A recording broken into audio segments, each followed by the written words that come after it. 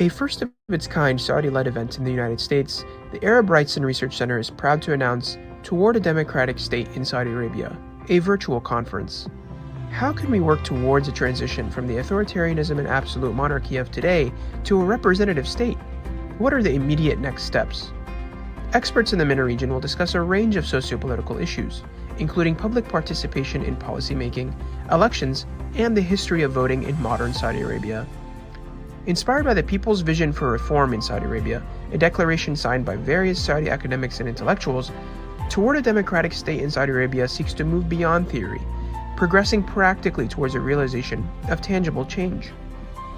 What does that look like? We'll discuss the importance of establishing democracy and public participation in decision and policy making, as well as looking at the obstacles any democratic change faces within the country, engaging practically to reinforce the readiness of the public in Saudi Arabia for democracy, exposing authoritarianism and its role in destabilizing the country and the region, and ultimately striving to campaign for democracy and the rights of the people of Saudi Arabia.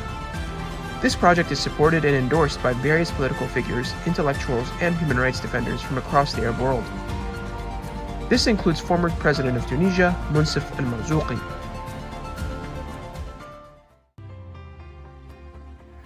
أخواني أخواتي السلام عليكم ورحمة الله وبركاته. السؤال الذي يطرح نفسه دائما وأبدا هو لماذا يرفض الحكام العرب من يدعون إلى الإصلاح؟ لماذا الشيخ سلمان العودة اليوم يقع في السجن بينما المفروض أنه يكون ربما أول مستشار للسلطات السعودية؟ هذا السؤال يجب أن نرد عليه حتى نفهم الطرف الآخر.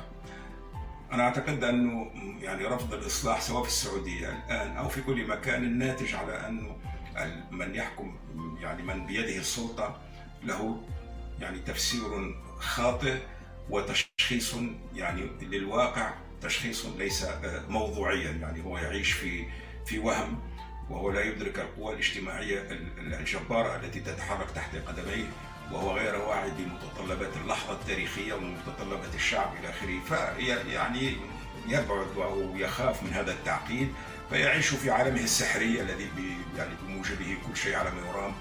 وهؤلاء الذين يعارضون مجرد ناس عندهم حقد أو مرض أو حسد أو شيء، ولا يفهم طبيعة المتطلبات الاجتماعية الكبيرة للإصلاح. أيضا أعتقد أن هناك خوف من هؤلاء الناس أنه إذا بدأوا في ما يسمونه تنازلات، الإصلاح بالنسبة لهم هو تنازلات، هذه التنازلات يمكن تؤدي من تنازل إلى تنازل إلى تنازل إلى ربما فقدانهم السلطة، وهذا أيضا خطأ، لأن في الواقع هو الإصلاحات هي التي ستمكنهم من البقاء في السلطة أطول وقت ممكن، والعكس بالعكس، رفضهم للإصلاحات هو الذي يفجر الأوضاع ويمكن أن يضيع عليهم هذه السلطة. المهم هو يجب أن نفهم عقلية الطرف الآخر، وفي نفس الوقت أن نقرر نحن الإصلاحيون مواصلة الضغط، مواصلة العمل، وهذه دوركم أنتم الآن في السعودية، وهو دور كل الإصلاحيين في كل مكان، ممارسة الضغط، مواصلة العمل، لأنه في آخر المطاف أنتم من تعجلون بهذه اللحظة الفارقة التي سيقع أمامها هذا السلطات السعودية أو أي سلطات في مكان. لحظة الفارقة هو الخيار بين إما أنكم الآن تتداركون الوقت وتدخلون في الإصلاحات الحقيقية التي نطالب بها، وإلا فإنها ثورة التي سترحل بكم. هذا هو الرسالة التي يجب أن تبعث لهم. نحن دعاة إصلاح، نحن لا نريد الخير إلا للشعب، لكم ولأنفسنا طبعا، لكن إذا رفضتم هذه الإصلاحات فإن التاريخ حكم عليكم بالانقراض طال زمانه أو قصر. إذن إخواني أخواتي، أنا أدعم بطبيعة الحال كإصلاحي، كديموقراطي، كمواطن عربي، أنا أدعم بكل قوايا ما تقوموا به من المجهود، وأدعو الله إن شاء الله أن يوفقكم جميعا، ربما حتى نتفادى هذه الثورات التي هم اضطرونا إليها وهم الذين سببوا، حتى نتفادى هذا الثمن الباهظ، وحتى تأتي هذه الإصلاحات في الوقت لكي نحفظ شعبنا، نحفظ شعوبنا من هذه الحروب الأهلية القاتلة، من هذه الصراعات الدامية التي كانت بسبب تعنت ناس لم يفهمون الوضع ورفضوا الإصلاح في إبانه. إخواني أخواتي، كل تحياتي وكل تمنية وكل تهانية، والسلام عليكم ورحمة الله وبركاته. From Yemen, the first Arab woman Nobel laureate, Tawakkul Karman. مرحبا.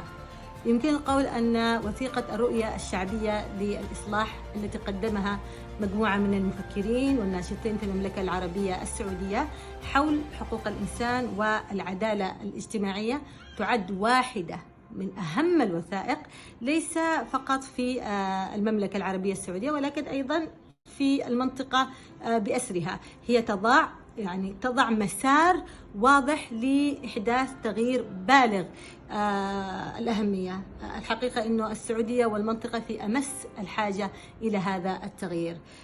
أيها الأعزاء المكافحين في سبيل الحرية ودعاة الإصلاح والتغيير، أثق أنكم خير من يمثل أحلام وتطلعات شعبكم، وأنكم بالتزامكم الأخلاقي وحسكم الوطني وشجاعتكم ستحققون التغيير المنشود وستعبرون بشعبكم إلى آفاق الحرية. أيها الأحباب، كفاحكم كفاحنا. From Bahrain, the former member of Bahraini Parliament, Jawad Fayrouz.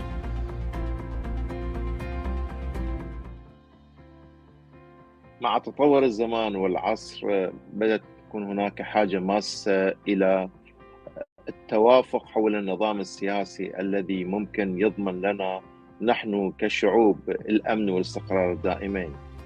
وفي إطار النظريات السياسية للحكم حتى الآن النظام الديمقراطي هو النظام الأمثل لتمثيل الشعوب والشراكة في صنع القرار، ومن ثم تحقيق السيادة الوطنية من خلال السيادة الشعبية. وهذه السيادة لا يمكن تنفيذها وتحقيقها بدون أن يكون هناك تمثيلا حقيقيا إلى المواطن وإلى عموم الشعب. ومن هذا الإطار وجدنا بأن النظام الديمقراطي مبني على الفصل بين السلطات، مبني على الانتخابات الممثلة إلى من هو يمثل الشعب في السلطة التشريعية تحديدا، التي يجب أن تملك الصلاحيات للرقابة ومن ثم سن التشريعات بالشراكة مع مختلف الفئات والمكونات الشعبية. ونحن في منطقة الخليج تحديدا نجد بأن هذا النظام الدولي السياسي غائب تماما من أنظمة الحكم. هناك من الأنظمة التي تحاول أن تخلق حالة من التمويه بأن هناك نظاما ديمقراطيا، سواء في إطار التشريعات والدساتير أو من خلال الشكل العام إلى الدولة. ولكن في إطار المضمون نجد بأن أسر هي التي تحكم، أو أفراد من الأسر هم الذين يحكمون، بعيدا عن هذا النظام الديمقراطي المنشود. أي يتم تحويل الدولة إلى ملكية خاصة يتم تصرف فيها من خلال الأسرة أو من خلال أفراد في الأسرة. ومع الأسف هذا الأمر نجده بكل وضوح في عدد من الدول الخليجية، في عم دول الخليجية، ولكن خصوصا في السعودية والبحرين على سبيل المثال. ومن هذا المنطلق نحن كشعوب نعتقد بأننا من حقنا أن نقرر مصيرنا، ومن حقنا أن نشارك في سدة القرار، ومن حقنا أن نمثل أوطاننا في جميع الوزارات المختلفة بناء على الكفاءة. ولكن هذا الأمر غائب تماما في منهجية الأنظمة، بحيث يتم بناء الدولة على الولاء للأفراد في الأسرة الحاكمة أو للأسرة الحاكمة عموما، وبناء على معايير ليست مبنية على كفاءة المواطن وعلى قدرته على خدمة وطنه، إنما ولاء لفرد في الأسرة أو للأسرة بصورة عامة. لذلك نجد أن الأزمات تتوالى. هناك أزمات سياسية، هناك أزمات دستورية، سواء من خلال غياب الدستور العقدي مثل ما هو موجود في السعودية أو في البحرين، أو من خلال غياب وجود فصل بين السلطات، ومن ثم تنشأ من ذلك هذا النوع من الأزمات الاقتصادية والاجتماعية والحقوقية. ولكي السلطة تحاول أن تتفرد بالحكم تسعى لاستخدام مختلف الأساليب القمعية بمنع حرية التعبير، بالإقصاء، باستخدام العقوبات المختلفة تماما، حتى في حالات السجن المؤبد بلا وجود قضاء عادل وبلا وجود تهمة حقيقية، بحيث نجد على سبيل المثال في السعودية العديد من الشخصيات الإصلاحية وراء القضبان، لأن القضاء ليس قضاء نزيها، ليس قضاء عادلا، وكذلك التهم معلبة. تهم هي لأنهم يسعون للإصلاح، يسعون إلى تحقيق إرادة المواطنة في إدارة شؤون الحكم وليس إرادة الفرد. من هذا المنظور، إذا أردنا أن نضمن الأمن والاستقرار الدائمين في أوطاننا، علينا أولا نستمر في جهودنا لتحقيق الإصلاح السياسي الدائم والمستمر. وهذا الإصلاح السياسي الدائم يجب أن يكون مبني على التداول السلمي للسلطة، يجب أن يكون مبني لتحقيق فصل بين السلطات الثلاث، يجب أن يكون هناك أولا وأخيرا رأي المواطن في اتخاذ أي قرار استراتيجي، قرار مصيري، وكذلك ضمان وجود هناك العدالة في توزيع الثروة والعدالة الاجتماعية، وكذلك في إطار سن التشريعات. الأمر الآخر، هذه القرارات وهذه التشريعات يجب أن تكون في خدمة المواطن لضمان تحقيق التنمية المستدامة من خلال عواملها الأساسية التي تم تبنيها من قبل الأمم المتحدة.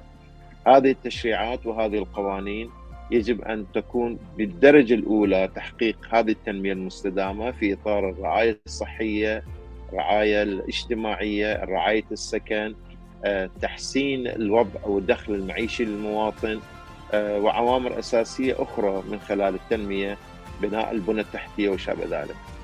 وأي حكومة تريد أن تحقق هذا النوع من الرفاهية للمواطنين وخدمة للوطن والمواطنين، عليها أن تضمن أن هذه البرامج تكون أساسية في إطار برامج الحكومة أو رؤاها المختلفة بما تسمى أحيانا الرؤية الاقتصادية ل 2030. وهذا لا يمكن أن يتأتى بدون وجود هناك رأي شعبي ومشاركة شعبية في هذه الرؤى، ومن ثم إقرارها أو تعديلها ورفضها من خلال المشاركة الشعبية. وهذا الأمر مع الأسف الشديد غائب لدى حكوماتنا، لأنها هي التي تقرر وهي التي تسن تشريعاتها ليس بناء على المصلحة الوطنية العليا، وليس بناء على مصلحة المواطن، وليس بناء على ما يتم إقراره من خلال الأغلبية الشعبية، إنما بناء على مصلحة الأسرة أو مصلحة أفراد في الأسرة الحاكمة. بالطبع كل هذه الأمور، سواء الإصلاح السياسي الدائم أو بنى الأساسية في إطار التنمية المستدامة، يجب أن تكون مبنية على الحريات العامة، وأساسها يكون قضايا حقوق الإنسان.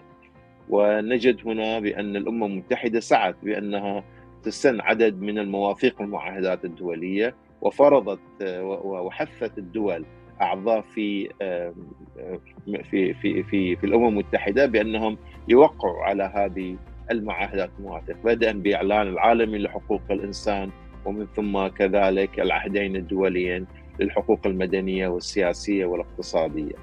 وكل ذلك يعطي مؤشر واضح بأننا إذا أردنا أن نطمئن بأن تشريعاتنا المحلية مواكبة للعصر، وفي نفس الوقت هي ضامنة لتحقيق الأمن والاستقرار الدائمين، يجب أن تكون مبنية على قضايا لحقوق الإنسان فيها احترام تام، سواء في إطار حرية التعبير، التجمع السلمي، عدم اضطهاد الأقلية بناء على رأي الأغلبية، وكذلك تكافؤ الفرص، العدالة، وكل المعايير الحقوقية الأخرى من خلال تمكين المواطن، تكافؤ الفرص في مختلف المجالات، عدم التمييز، عدم الاضطهاد، حرية المعتقد الديني بما لا يخالف اضطهاد أو فرض رأي محدد على الطرف الآخر، واحترام المواثيق والمعاهدات الدولية.